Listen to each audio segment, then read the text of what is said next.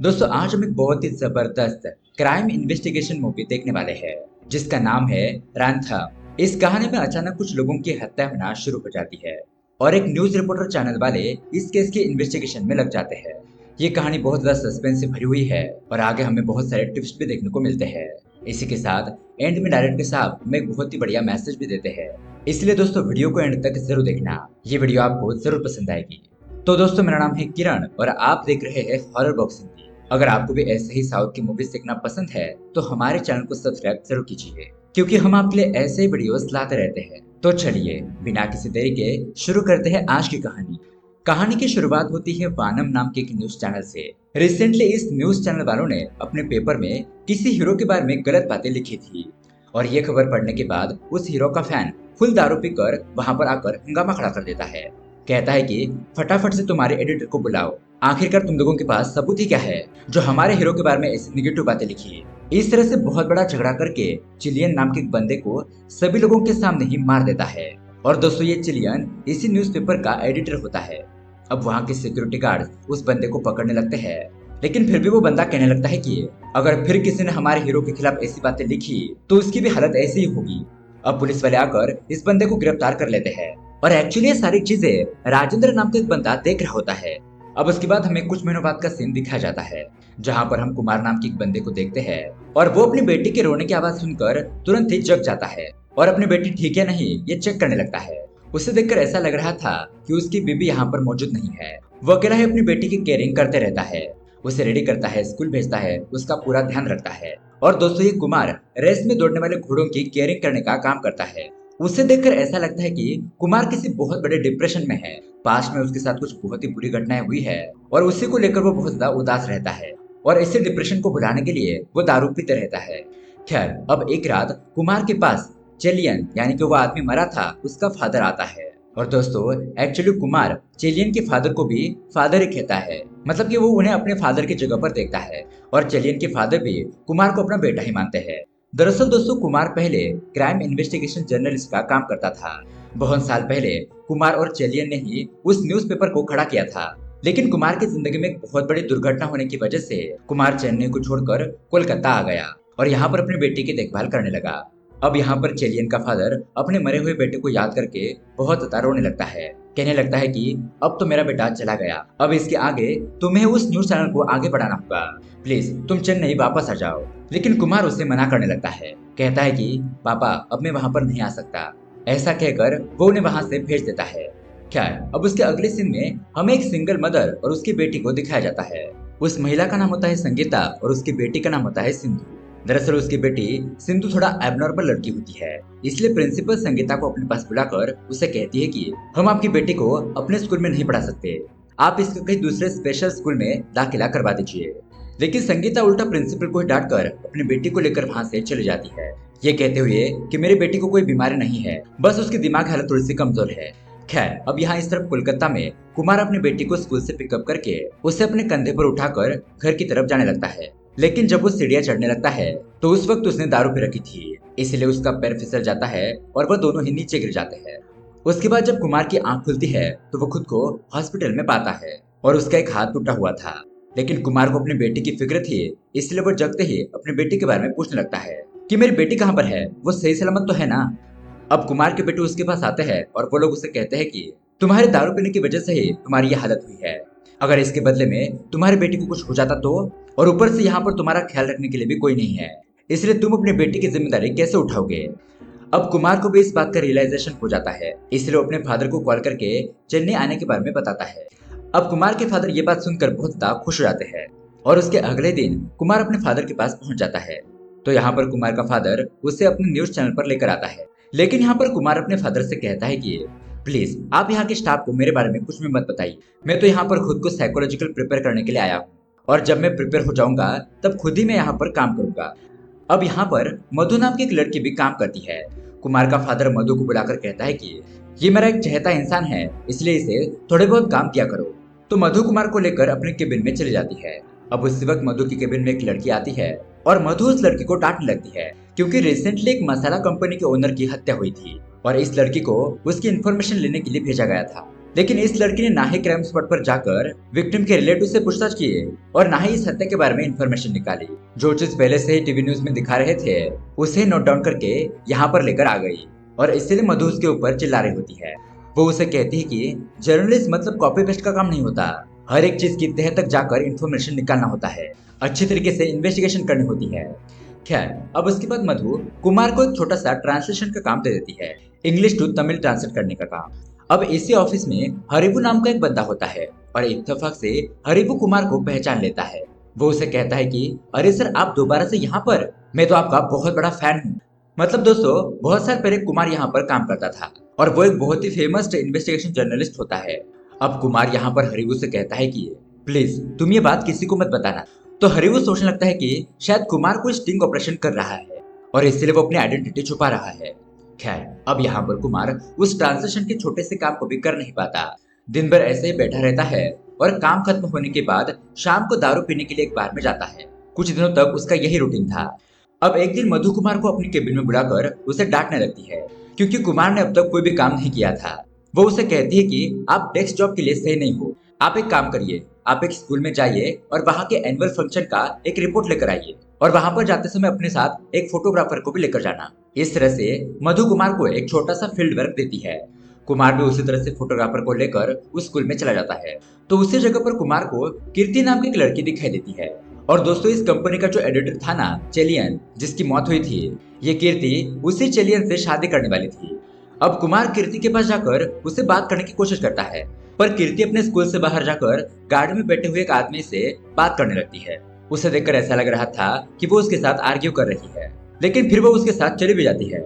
ये देखकर कुमार को थोड़ा सा उसके ऊपर शक होता है। अब उसके अगले सीन में हमें दोबारा से संगीता को दिखाया जाता है, जो कि किसी ट्रैवल एजेंसी में काम करती है। संगीता के साथ दो और लेडीज भी काम करती है। और अब इस तरफ स्वामी प्रबंधन और उसके आदमी न्यूज चैनल के पास आकर बहुत बड़ा हंगामा करने लगते हैं। चैनल के अंदर घुसकर मधु से पूछने लगते हैं कि आखिरकार आप लोगों के पास क्या सबूत है जो स्वामी प्रबंधन के बारे में ऐसी न्यूज छाप दी है आपने। अब यहाँ पर मधु को कुछ भी समझ नहीं आता। वो अपने बॉस को कॉल करके इसके बारे में पूछने लगती है। तो मधु का बॉस उससे कहने लगता है कि तुम्हारे पास वहाँ पर कुमार होगा तो तुम उसे सारी बात बता दो, वो सब कुछ हैंडल कर लेगा। तो मधु उसी तरह से सारी बात कुमार को बताती है। तो कुमार को पता चलता है कि मधु ने एक छोटी सी एविडेंस की मदद से इस स्वामी जी के खिलाफ न्यूज में रिपोर्ट छाप दी है। तो अब यहाँ पर कुमार उन स्वामी जी और उनके बंदों से माफी मांगकर उन्हें यहाँ से भेज देता है।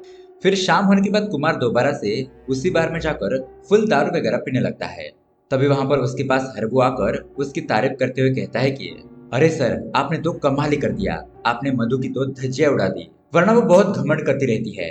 कुमार कहने लगता है कि स्वामी प्रबंधन को टच करना इतना आसान काम नहीं है, उसके नेटवर्क बहुत बड़े बड़े लोगों से है।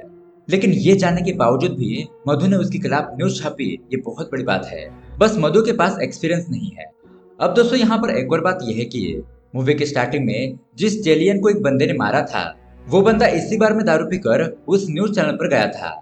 तो उस बार में काम करने वाला एक बंदा कुमार से कहता है कि एक्चुअली उस रात न्यूज चैनल पर जाने वाले दो लोग थे, मतलब कि यहाँ पर दो लोग बैठकर दारू पी रहे थे और उसमें से एक ही बंदा चैनल पर जाकर उस बंदे को मार दिया। खैर, अब उसके अगले दिन कुमार और उसका फादर कीर्ति के घर पर जाते हैं, बस ऐसे उसका हालचाल पूछने के लिए। लेकिन इन दोनों को देखकर कीर्ति बहुत ज्यादा घबरा जाती। लेकिन ये दोनों देखते हैं कि यहाँ पर कीर्ति बहुत ज्यादा घबराई हुई है, मतलब कि चाय देते वक्त भी उसका हाथ कांपने की वजह से वो चाय गिरा देती है। अब कुमार इस चीज को ऑब्जर्व करता है। उसके बाद वो वॉशरूम का बहाना बनाकर घर के अंदर जाकर सारे कमरों को चेक करने लगता है। तो वहां पर किसी कमरे में उसे एक मेल के जूते दिखाई देते हैं। कुमार को समझ में आ जाता है कि शायद कोई यहाँ पर आया था या फिर कोई यहाँ पर छुपा है। वहां से वापस आते समय कुमार अपने फादर से कहने लगता है कि पापा, मुझे चेलियन के मामले में कुछ गड़बड़ लग रही है, कीर्ति भी मुझे कुछ घबराई हुई सी लग रही थी। इसलिए उसके अगले दिन कुमार का फादर डेप्यूटी कमिश्नर को अपने ऑफिस बुलाकर चेलियन के केस के बारे में कुमार को बताने के लिए कहता है। तो डीसी कहने लगता है कि चेलियन के केस में हत्यारा ने खुद ही हमारे पास आकर सरेंडर कर दिया था, इसलिए ज्यादा इन्वेस्टिगेशन नहीं चली और केस क्लोज हो गया। चाहे तो आप उस दिन का सीसीटीवी फुटेज देख सकते हो। तो कुमार दोबारा से उस दिन की सीसीटीवी फुटेज चेक करने लगता है। खैर, अब उसके अगले दिन एक कलेक्टर सड़क के पास जाकर कुछ काम वगैरह कर रहा होता है और तभी अचानक एक लड़का आकर कलेक्टर को गाड़ी के सामने धकेलकर उसे मार देता है, क्योंकि इस कलेक्टर ने दूसरे कास्ट के लोगों को अपने गांव आने नहीं दिया था। तो ये घटना होने के बाद पुलिस वाले उस बंदे को गिरफ्तार कर लेते हैं। अब उसी वक्त एक बंदा मधु के पास आकर ये सारी बात बताता है कि कलेक्टर को किसी ने जान से मार दिया। और ये बात सुनकर मधु तो शॉक रह जाती है। एक्चुअली कुछ दिन पहले उस कलेक्टर ने माइनिंग रेत के रिलेटेड कुछ कायदे अमल में लाए थे। तो मधु रेत और कलेक्टर के बारे में इन्वेस्टिगेशन करके उसके बारे में न्यूज छापने वाली थी।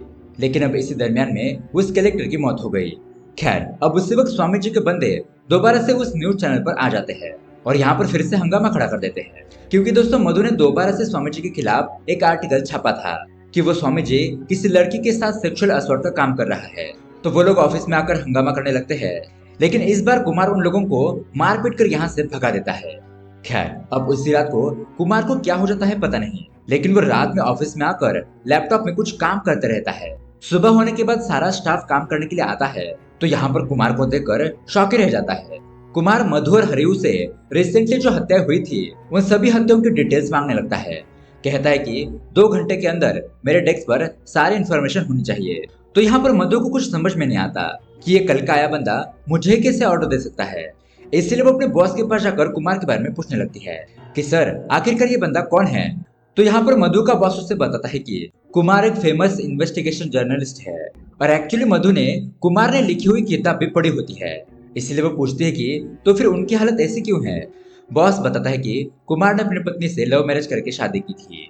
उन दोनों की अच्छी खासी जिंदगी गुजर रही थी। लेकिन जब कुमार की बेबी 7 महीनों की प्रेग्नेंट थी तो उसी दौरान कुमार को कुछ काम के सिलसिले में बाहर कंट्री जाना पड़ा और यहाँ पर उसकी पत्नी की सीरियस कंडीशन होने की वजह से उसको हॉस्पिटल में एडमिट करना पड़ा।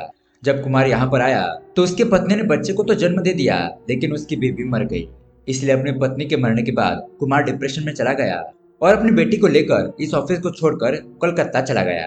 खैर, अब यहाँ पर कुमार सारे केसेस को डिटेल में स्टडी करने लगता है और उसके बाद कुमार ऐसे ही अपने ऑफिस के बाहर आकर सिगरेट वगैरह पी रहा होता है।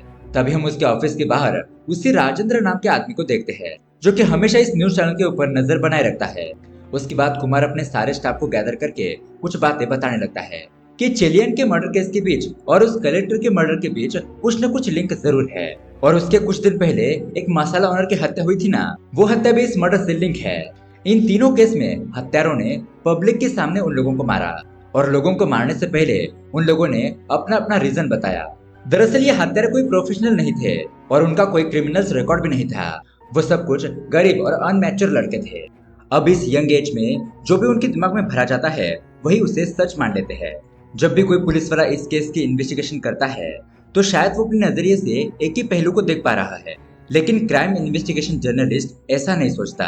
वो एक केस को दूसरे केस से लिंक करके उस एंगल से भी इन्वेस्टिगेशन करता है, उसके ऊपर अपनी एक थ्योरी बनाता है। मतलब कि अब तक जितनी भी हत्या हुई थी उन सारी हत्याओं में से सिर्फ एक कॉमन रीजन है और वो है गुस्सा, हेट। अपने हीरो के खिलाफ न्यूज में लिखने की वजह से उस बंदे ने चिलियन को मार दिया। उसी तरह से अपने कास्ट के लोगों को गांव में ना लेने की वजह से उस लड़के ने उस कलेक्टर को मार दिया। और एक्चुअली इस केस में हत्या होने वाले विक्टिम नहीं है, बल्कि हत्या करने वाले भी विक्टिम है, क्योंकि इन लड़कों के पीछे कोई मास्टरमाइंड बैठा हुआ है और वही उन लड़कों को इन्फ्लुएंस कर रहा है। उनके दिमाग में ऐसी बातें डालकर उन्हें भड़का रहा है और उनसे कत्ल करवा रहा है। और मुझे ये भी बात पता चली है कि चिलियन को मारने वाला बंदा हर रोज उस बार में जाता था और उसके साथ एक और आदमी वहां पर बैठता था। बस चिलियन की हत्यारे को नहीं बल्कि कलेक्टर के हत्यारे को भी उस बार में देखा गया था। मतलब कि कोई ऐसा इंसान है जो कि लड़कों को दारू पिलाकर उनका ब्रेन वॉश कर रहा है। और ये सारी हत्याएं पब्लिक में होने की वजह से पुलिस वाले इसकी इन्वेस्टिगेशन नहीं करते, बस हत्यारे को जेल में डालकर केस को क्लोज कर देते हैं। इसलिए अब हम लोगों को उस मास्टरमाइंड को पकड़ना होगा, तभी ये नेटवर्क टूट सकता है। तो कुमार अपने स्टाफ से कहता है कि हम लोगों को उस लड़के के गांव जाकर उसके बारे में पता करना चाहिए। उसी तरह से कुछ लोग हत्या करने वाले लड़के के गांव जाकर थोड़ा सा इन्वेस्टिगेशन करते हैं। तो उसके अगले दिन कुमार को एक बंदा कॉल करके कहता है कि सर, मैंने एक लड़के के बारे में इंक्वायरी की है। कलेक्टर को मारने से पहले वो बंदा अपने फ्रेंड से मिलता नहीं था, अकेला ही रहता था और हर वक्त एक ही दुकान में जाया करता था। मैंने उस दुकान वाले के पास जाकर पूछताछ की, लेकिन मुझे कुछ ठोस सबूत नहीं मिल पाए। तो उसके बाद वो दुकान वाला बंदा राजेंद्र को कॉल करके बताता है कि सर, मीडिया वाले मेरे पास आए थे और पूछताछ कर रहे थे, लेकिन मैंने आपके बारे में कुछ भी नहीं बताया। तो उसके बाद राजेंद्रन अपने बॉस से मिलने के लिए जाता है, किसी एक जगह पर जाकर सारी बात बताने के लिए।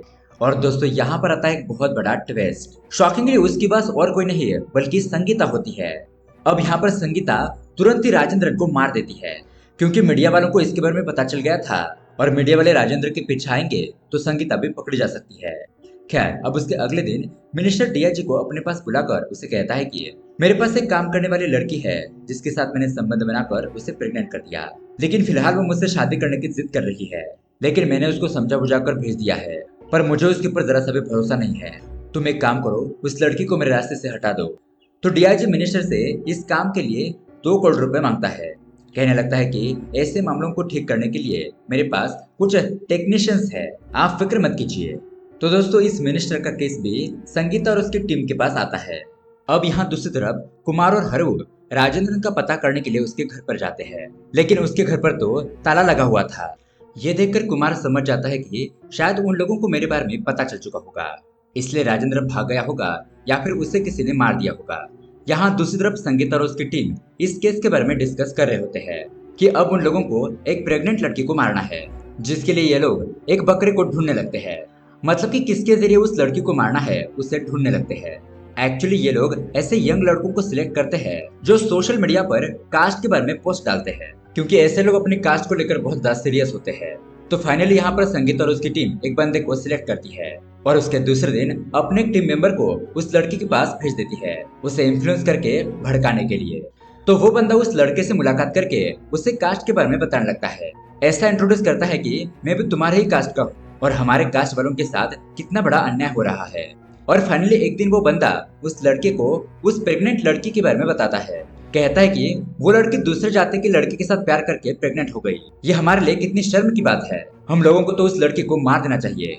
लेकिन दोस्तों, दरअसल वो लड़का बहुत ज्यादा चालाक होता है। वो कहता है कि किसी को भी मारना पाप है और वैसे भी वो उस लड़की की जिंदगी है और अपनी जिंदगी में क्या करना है वो उसकी मर्जी।